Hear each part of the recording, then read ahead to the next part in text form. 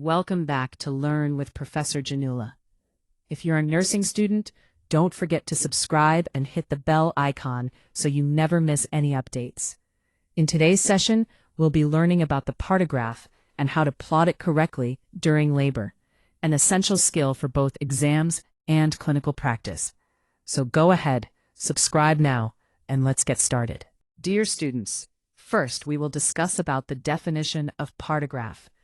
A partograph is a graphical record used to monitor the progress of labor and the condition of the mother and baby. Students, before we start plotting the labor progress, we must first fill the basic details of the mother. The top section of the partograph contains the basic identification details of the mother, which are essential before monitoring labor. It includes the name of the patient for proper identification. The term gravida refers to the total number of times a woman has been pregnant, regardless of the outcome, while para indicates the number of pregnancies that have reached a viable stage, usually beyond 28 weeks, including live and stillbirths. The hospital number is a unique identification number assigned to the patient for record keeping and follow-up. The date and time of admission are recorded to determine when labor monitoring begins and to track the progress accurately over time. The section on strong ruptured membranes indicates whether the amniotic sac has broken, either spontaneously or artificially. And the strong hours column records the duration since rupture. This is particularly important because prolonged rupture of membranes can increase the risk of infection, making timely monitoring and intervention crucial. This section of the partograph represents the fetal condition, specifically focusing on the fetal heart rate, amniotic fluid, and molding. The graph shown is used to record the fetal heart rate over time, usually every 30 minutes. The normal fetal heart rate ranges between 110 and 160 beats per minute, and this normal range is clearly marked on the chart. If the fetal heart rate goes below 110 or above 160, it may indicate fetal distress, and immediate attention is required. Below the graph, there are sections to record the amniotic fluid and molding. Amniotic fluid is noted as clear, meconium-stained, or blood-stained, which helps in identifying any risk to the baby. Molding refers to the overlapping of the fetal skull bones during labor, and is recorded to assess the progress and possible obstruction. Overall, this part helps in continuous monitoring of the baby's well-being during labor and allows early detection of any complications. Amniotic fluid refers to the fluid surrounding the fetus in the uterus and is an important indicator of fetal well-being during labor. It is commonly assessed using simple codes. C, clear, indicates normal, healthy fluid, and usually suggests no immediate fetal distress. M, meconium-stained, is a warning sign that the fetus may be under stress, as it has passed its first stool into the fluid. This requires close monitoring and possible intervention. B indicates blood-stained. It shows complications such as placental issues and also needs urgent evaluation. Dear students, next we will discuss about molding.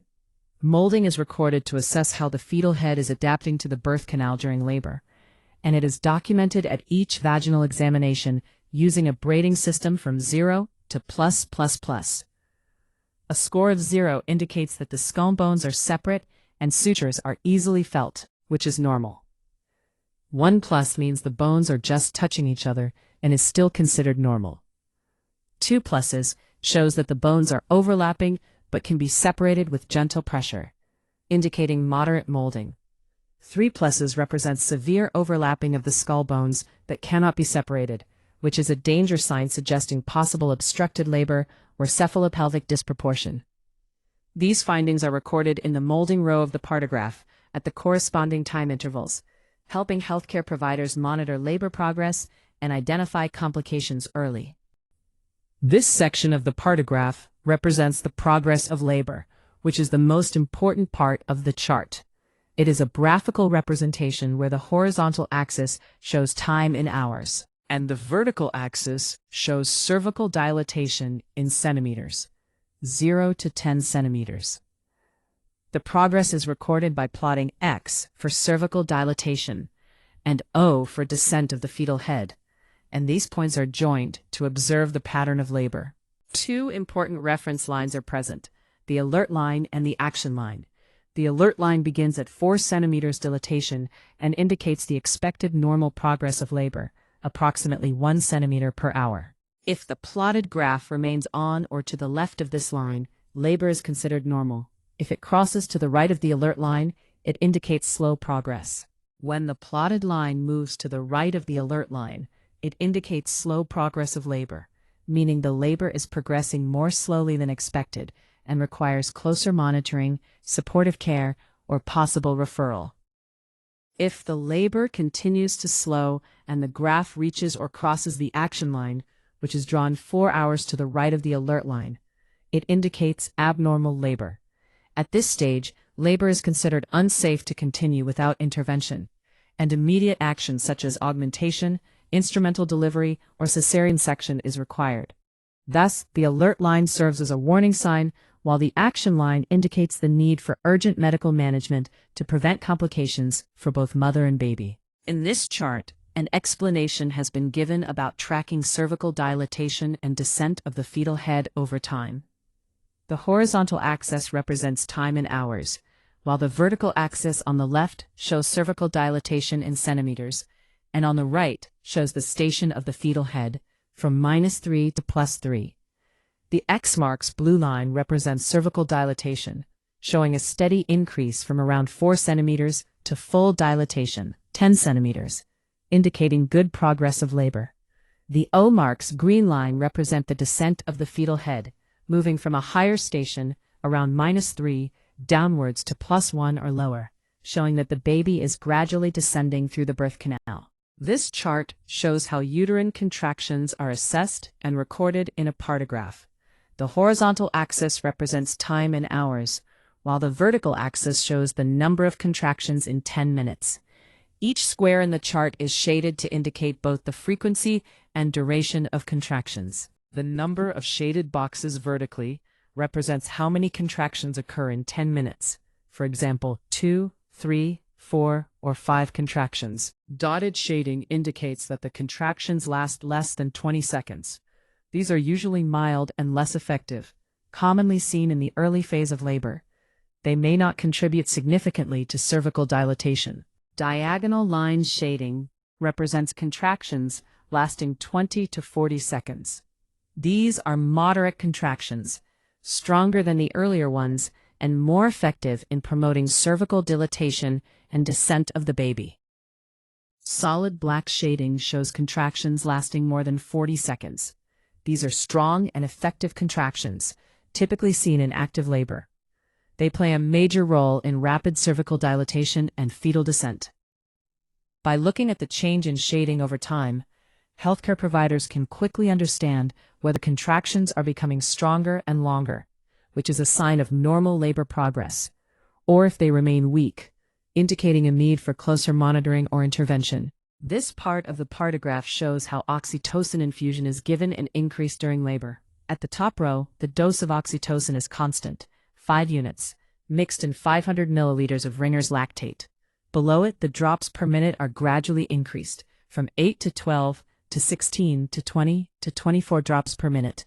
This step-by-step increase helps to strengthen uterine contractions safely.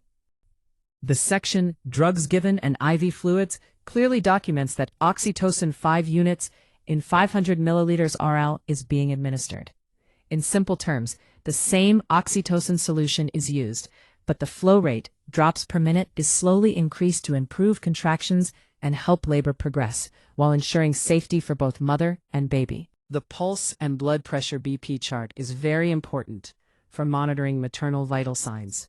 Blood pressure is recorded using arrows or markings showing systolic and diastolic values. These are plotted regularly to detect any complications like shock or hypertension. The mother's pulse rate is recorded using a dot on the graph. Each time the pulse is measured, usually every 30 minutes, a dot is placed at the corresponding value on the vertical axis. For example, 80, 90, 100 beats per minute, and at the correct time on the horizontal axis. As more readings are taken, these dots form a pattern that shows how the pulse is changing over time. The mother's pulse rate is recorded using a dot on the graph. Each time the pulse is measured, usually every 30 minutes, a dot is placed at the corresponding value on the vertical axis.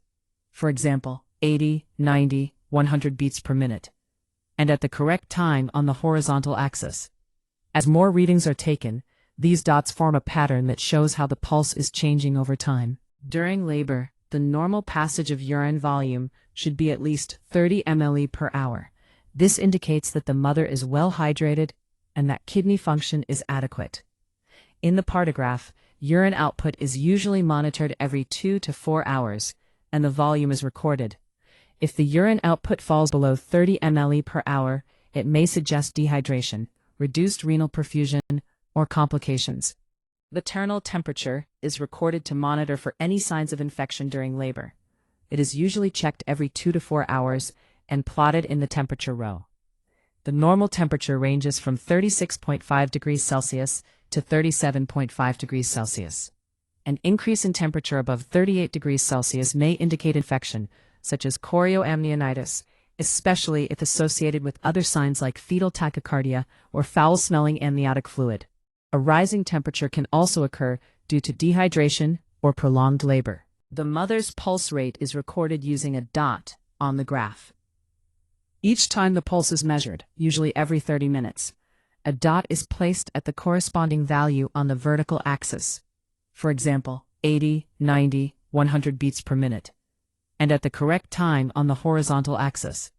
As more readings are taken, these dots form a pattern that shows how the pulse is changing over time. During labor, the normal passage of urine volume should be at least 30 ml per hour.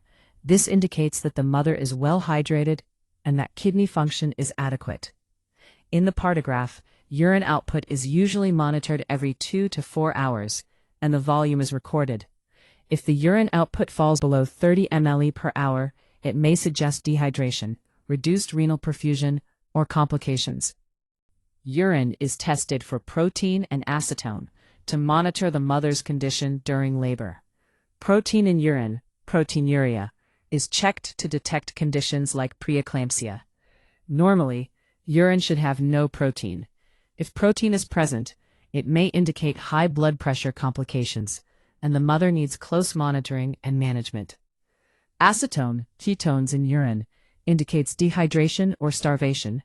During prolonged labor, if the mother is not taking enough fluids or food, the body starts breaking down fat for energy, leading to ketone formation. The presence of acetone suggests the need for adequate hydration and energy support like IV fluids or glucose. The mother's pulse rate is recorded using a dot on the graph. Each time the pulse is measured, usually every 30 minutes, a dot is placed at the corresponding value on the vertical axis. For example, 80, 90, 100 beats per minute, and at the correct time on the horizontal axis. As more readings are taken, these dots form a pattern that shows how the pulse is changing over time. During labor, the normal passage of urine volume should be at least 30 ml per hour. This indicates that the mother is well hydrated and that kidney function is adequate. In the Partograph, urine output is usually monitored every 2 to 4 hours, and the volume is recorded. If the urine output falls below 30 ml per hour, it may suggest dehydration, reduced renal perfusion, or complications. In conclusion, the Partograph is a simple yet powerful tool that helps monitor the progress of labor and ensures the safety of both mother and baby. By regularly recording cervical dilatation, fetal descent, uterine contractions, and maternal and fetal conditions, healthcare providers can quickly identify any delay or complication. Early detection allows timely intervention, preventing serious outcomes like obstructed labor or fetal distress.